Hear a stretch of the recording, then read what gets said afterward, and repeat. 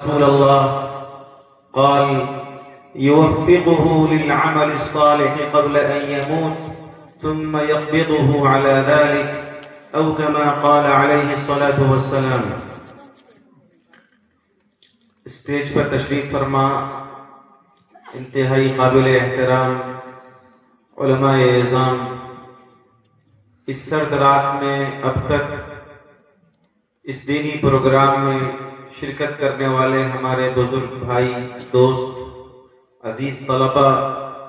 اور پردہ سے سن رہی ماں بہنیں، یہ محض اللہ تعالیٰ کا کرم ہے کہ اس سردی کے باوجود رات کے اس پہر ہم سب یہاں جمع ہیں۔ اللہ تعالیٰ دینی نسبت پر ہمارے اس مل بیٹھنے کو قبول فرمائیں اور ہمارے لیے ذریعہ نجات بنائیں۔ میں بہت شکر گزار ہوں مخدوم گرامی قدر علاقے کے موقر عالم دین حضرت مولانا مفتی مختار صاحب قاسمی دامت برکاتہم کا، اور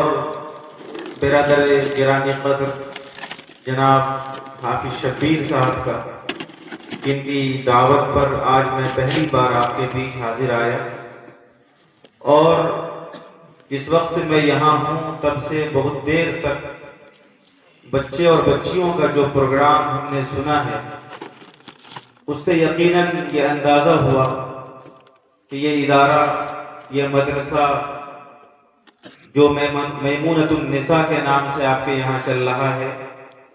یہ یقیناً ایک کامیاب ادارہ ہے، اور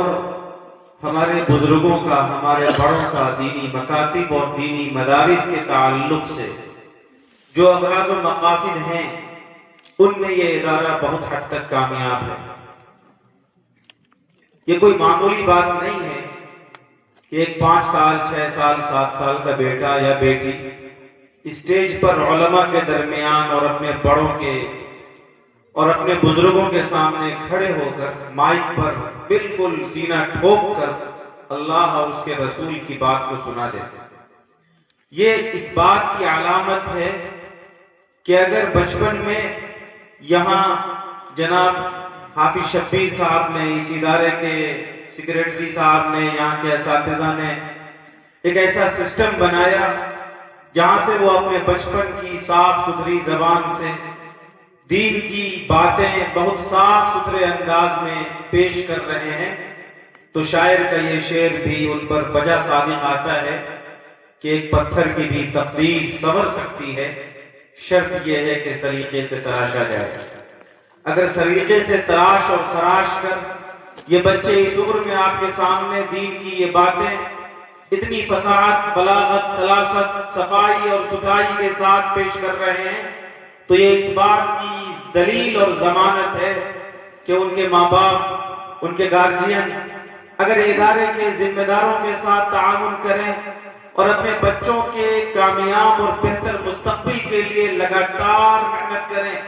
لگاتار کوششیں کریں، تو یہ بچے مستقبل میں قوم و ملت کے لیے معمار اور مستقبل میں ملت کے لیے ایک بیش قیمت سرمایہ اور ملت کے لیے ایک بیش قیمت اثاثہ ثابت ہوں گے۔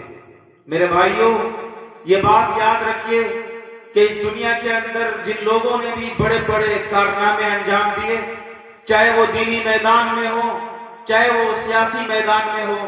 چاہے وہ دنیا کے کسی بھی میدان میں ہو، جنہوں نے بھی دنیا میں بڑا کارنامہ انجام دیا، بڑے کارنامے انجام دینے والے یہ بڑے، چاہے وہ عظیم عالم ہو، چاہے وہ عظیم رائٹر اور مصنف ہو، چاہے وہ عظیم پولیٹیشین اور سیاستداں ہو، کوئی بھی اپنی ماں کے پیٹ سے پیدا نہیں ہوا، بلکہ وہ ہمارے ہی سماج میں ایسے ہی ماحول میں آنکھیں کھولتا ہے، لیکن اس کے ماں اور اس کے باپ کے دل میں ایک تڑپ ہوتی ہے، اس کے گارجین کے سینے میں اور ان کے گارجین کے دل و دماغ میں ایک خواب ہوتا ہے کہ میں اپنے بچے اور بچی کے بہتر مستقبل کے لیے، ان کی اچھی تعلیم و تربیت کا انتظام کرنے کے لیے دنیا کے ہر سکھ کو قربان تو کرنا ہے، لیکن اپنے بچوں کی تعلیم و تربیت سے غافل نہیں رہنا ہے۔ وہ ماں باپ جو اپنے بچوں کی تعلیم و تربیت کا انتظام ہر قیمت پر کرتے ہیں تو انہیں وہ میمونۃ النساء جیسے اداروں میں داخل کراتے ہیں. دین کی بنیادی تعلیم سے جب وہ بچے آراستہ ہو جاتے ہیں تو انہیں آگے دیگر اداروں میں، بڑے اداروں میں بھیجتے ہیں. ابھی آپ کے پیچھے ایک بچہ جو قرآن پاک پڑھ رہا تھا، جس کے بارے میں بتایا گیا کہ وہ کنوا میں پڑھتا ہے.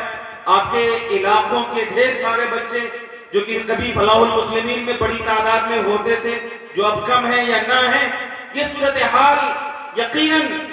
ہمارے لیے بہت ہی زیادہ تکلیف دہ ہے. میں یہ عرض کر رہا تھا کہ اس طرح کے مکاتب کی تعلیم کے بعد بچوں کو ماں باپ جب آگے بڑھاتے ہیں اور ان کی تعلیم و تربیت کے لیے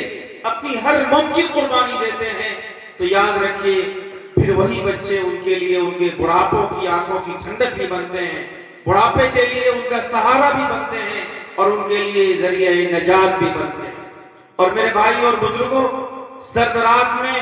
اس پہر میں دیر تک آپ کو یہاں پر نہیں روکوں گا. میں اس وقت ایک بہت اہم اور ضروری پیغام آپ کے سامنے عرض کر کے اپنی بات مکمل کروں گا. آج اس وقت جو صورتحال ہے ہمارے وطن عزیز کی اور ہمارے اس ملک کی، آج سے بہت پہلے تقریباً 300 سال پہلے ملک کے ایک عظیم عالم دین جن کو دنیا مفکر اسلام کہتی تھی، دنیا نے جنہیں مفکر اسلام مولانا علی میاں ندوی نور اللہ مرقدہ کے نام سے جانا، جن کی نظر پوری دنیا کے حالات پر تھی اور جو اس ملک کی سیاست کو اور یہاں کے حالات کو بہت گہرائی کے ساتھ دیکھ رہے تھے اور جنہوں نے اس ملک کے مستقبل کا بھی نقشہ دیکھا تھا، انہوں نے اس وقت کہا تھا کہ لوگوں، اس ملک میں اس وقت جو حالات ہیں، اس ملت پر، اس ملک میں جو نزاکت بھری صورتحال پیدا ہو گئی ہے وہ اس سے پہلے کبھی نہیں آئی تھی. آج سے تقریباً 30 سال پہلے یہ بات انہوں نے کہی ہوگی کہ اس وقت اس ملت پر جس طرح کے حالات ہیں،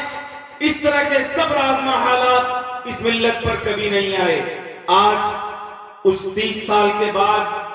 آپ جب ملک کے حالات کو دیکھتے ہیں، آپ جب اپنی نئی نسل کو دیکھتے ہیں، آپ جب اپنی اولاد کو دیکھتے ہیں تو آپ کیا تصور قائم کرتے ہیں؟ آپ پوچھئے حضرت مولانا مفتی مختار صاحب سے، حضرت مولانا قاسم صاحب سے، حضرت مولانا کلیم اللہ صاحب سے، اپنے علماء سے جن کا تعلق اپنے بڑے بزرگوں سے ہے اور جن کی نظر پورے ملک کے حالات پر ہے کہ ہماری نئی نسل اور ہمارے بچے جو ہمارے